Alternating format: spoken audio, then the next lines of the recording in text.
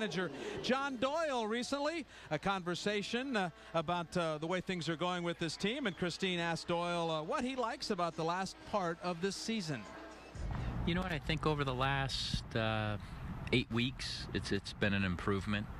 We had to change some things, and I think I told you we were going to change some things, and we did that. And fortunately, the players that we brought in have done a good job. Frank Yalp has gone back to coaching and really working hard, and they're players that he can coach, and I think it's been a big improvement. One of the players you acquired this season was Bobby Comby. You recently had this to say about him, quote, "He has to be an impact player because of the salary he makes." Is that a message that you have conveyed to Bobby, and do you feel that he can be that impact player you want him to be next season? Absolutely. I mean, he knows that, and it was said clearly by Frank and myself. We have great expectations for him, and we know he's a terrific player, and we played him out of position at the start, and I think that was difficult. I think people don't realize how hard it is to come into our league. It's not an easy league to play in, and in the middle of midfield, he didn't play terrible, that's for sure. As a team, we didn't play the way we would have liked, and it kind of, I think a lot was put on Bobby. We've put him out wide where it's his natural position, and he's been terrific.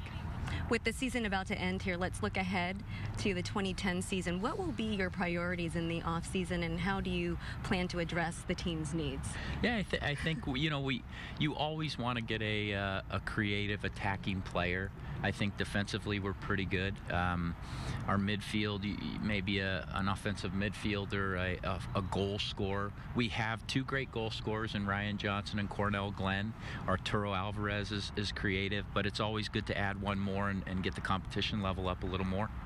MLS Commissioner Don Garber told the Associated Press this week that the MLS financial model could possibly help the European leagues. Although the league is thriving, John, how difficult is your job when you're dealing with salary cap and restrictions?